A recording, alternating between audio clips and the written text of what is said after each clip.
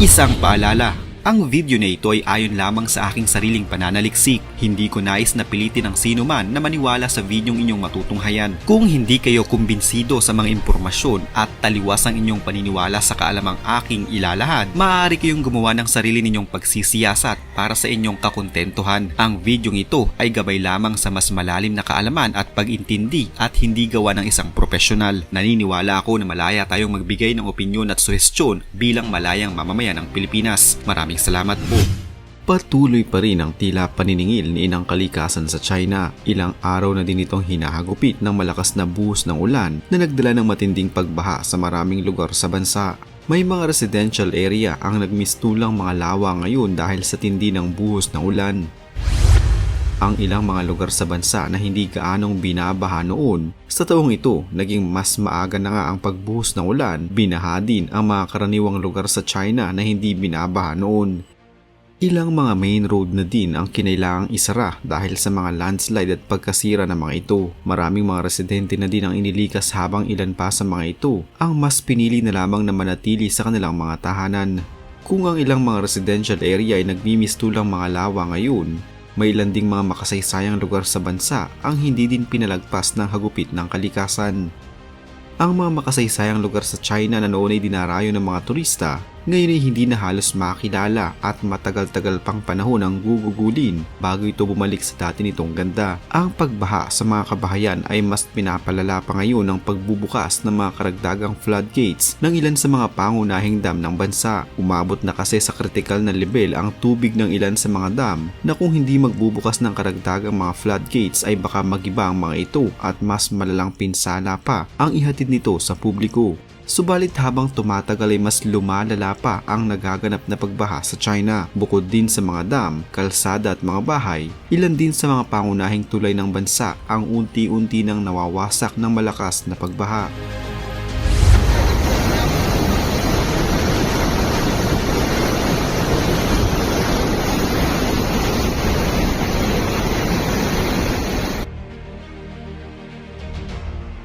Noong umaga ng 17 ng Hulyo, ang Shanxi Province sa China ay nakaranas ng tuloy-tuloy na pagbuhos ng malakas na ulan na nagresulta sa pag-apaw ng Shiba River at ang mas maliit na ilog na dumadaloy dito, ang Huayu River.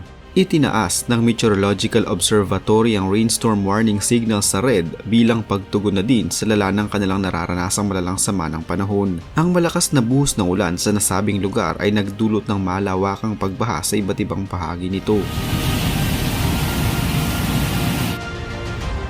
Dahil sa matinding mudslide, nawasak ang tulay sa Shiba River na tumangay sa ilang mga sasakyan at nagdulot ng malaking pinsala. Ang underground garage sa Xinji community ay binaha din ng malala at ang tubig baha doon ay mabilis na tumataas at nagdulot din ito ng malaking pinsala sa mga sasakyang nakagarahe doon at maraming mga ari-arian.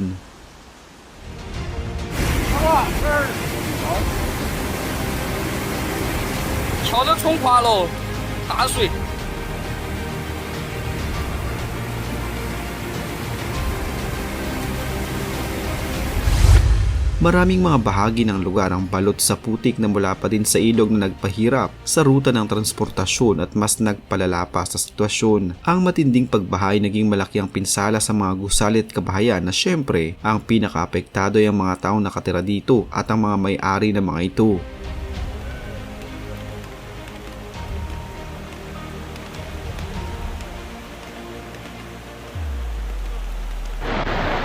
Baodi的山洪爆发了啊！是尖山沟冲出来的水，脏水带着杂物。 Maraming mga residente din ang nangangailangan ng agarang tulong at saklolo para na rin masiguro ang kalagayan at seguridad ng mga tao. Minabuti ng mga otoridad na suspendihin na lang muna ang nasa 70 mga trains na dumaraan sa Baoji Railway Station. Syempre, naging malaki ang epekto ng pagsasara ng istasyon na ito sa maraming mga pasahero at mas lumala pa ang kalagayan ng kanilang transportasyon.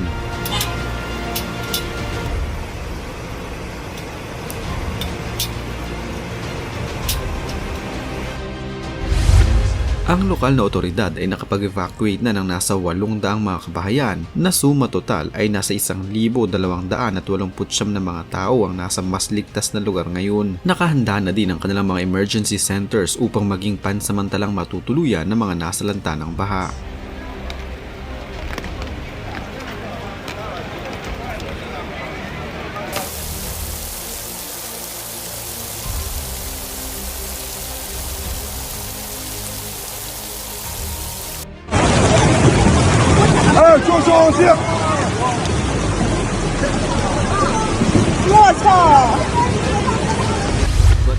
Sa kabila nito ay tuloy-tuloy pa din naman ang flood control and emergency rescue effort ng mga otoridad. Nag-aabot sila ng pansamantalang tulong at solusyon lalo na sa mga residenteng biktima ng malalang pagbaha. Ang lokal na gobyerno ay nagpapatuloy din sa paghahanap ng solusyon upang maisaayos ang sitwasyon sa riverbanks, alisin ang mga nakaharang na kalat at ayusin ang mga nasirang bahagi ng tulay at mga gusali. 顶不上啊，带下来，都全部吹来了，车放到前面直接过不来了，直接走过来。你看这水，这路，全部吹的，全部吹的啊。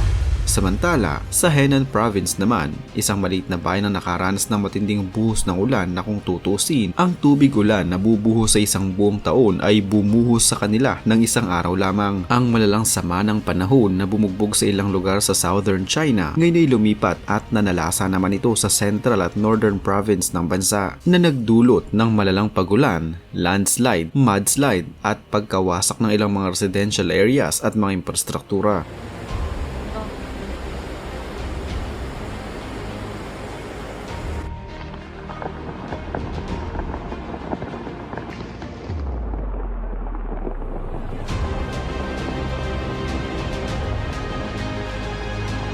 Noong nakaraang Martes, nakapagtala sa lugar ng nasa 606.7 mm ng tubig ulan na bumuhos sa kanila sa loob lamang ng 24 oras. Ito na marahil ang pinakamaraming tubig ulan na bumuhos sa China para sa taong ito.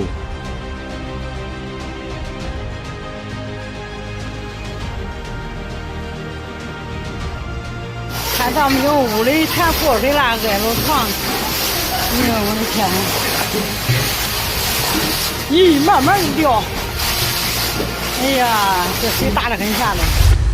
Nakikita din naman ng mga residente ang ginagawang effort ng mga otoridad upang pigilin ang matinding pagbaha at maiwasan pa ang mas malalang mga pangyayari. Noong kakasimula pa lamang ng ulan, nagpatupad na ang mga otoridad ng proteksyon para sa mga residente at sa ilang mga ari-arian ng mga ito.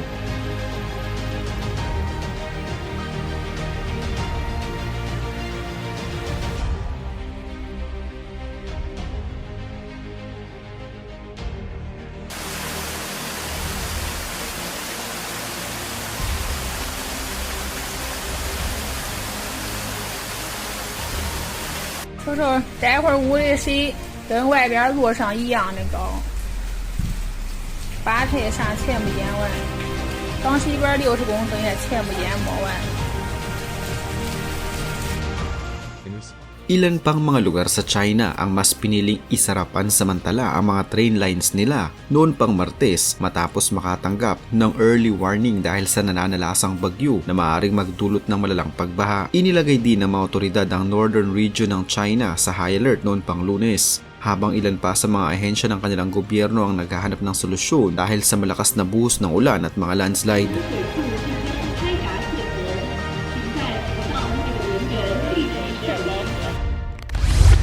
Sa northwestern naman ng China, inalerto ng mga otoridad ang mga residente na naninirahan sa mga bulubundukin at mga binabahang lugar. Mahigpit ding binabantayan ng mga otoridad ang mga pinakahuling kaganapan sa China upang masiguro ang kaligtasan ng mga residente. Ganito din ang nangyayari sa ibang mga bayan.